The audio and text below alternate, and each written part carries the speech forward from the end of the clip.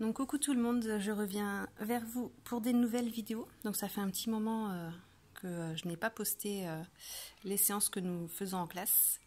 Donc je vais démarrer par une séance en lecture-écriture. Donc comme nous sommes en fin d'année, dernière période, on travaille beaucoup sur la correspondance script-capital. Donc les différentes écritures. Donc pour ça, j'ai mes petites images. Donc j'ai donné, les enfants choisissent l'image qu'ils veulent, ils la retournent. Donc là, nous avons le mot écrit en script et ils vont devoir aller chercher les lettres en capital et les associer. Donc en même temps, on travaille en ce moment sur le petit mot 1 et le petit mot 1. Donc ça va faire l'objet d'une autre vidéo.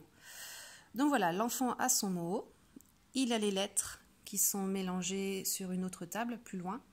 Et donc, soit il prend la fiche avec lui, ou soit il se déplace pour aller chercher les lettres. Donc, c'est parti. Alors, nous avons le U. Ensuite, le N. Donc là, je leur apprends à bien faire un espace entre les deux mots. Donc, le petit mot 1. Ensuite, le D. Hop. Le O. Le M, le I, le N et encore le O. Donc, je leur apprends à vraiment mettre les lettres dans l'ordre, les unes après les autres. Donc, bien de la gauche vers la droite pour le sens de l'écriture. Donc, une fois que l'enfant a associé les lettres en capitale, je lui fais épeler les lettres. Donc, soit il dit le son, comme il veut, ou soit il dit le nom de la lettre. Donc voilà un petit jeu que vous pouvez faire avec votre enfant pour qu'il apprenne la correspondance script et capital. Donc s'il y a une lettre qu'il ne connaît pas ou qu'elle ne connaît pas, il suffit simplement de lui dire le nom de la lettre, tout simplement. Alors, sachant que le D n'est pas évident parce qu'il ressemble au B.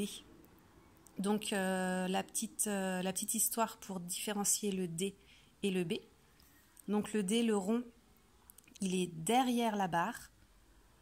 Donc l'alpha, en fait, chaque lettre a un petit personnage qui est associé. Donc le D, c'est la dame au gros derrière. Donc ça les fait beaucoup rire. Donc c'est le D, le rond est derrière.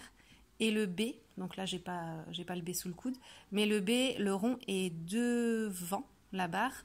Et donc le petit moyen mémotechnique, c'est quand on porte le bébé, on le porte dans son ventre, donc on le porte devant. Donc voilà, les petits moyens mémotechniques pour différencier le D, le B.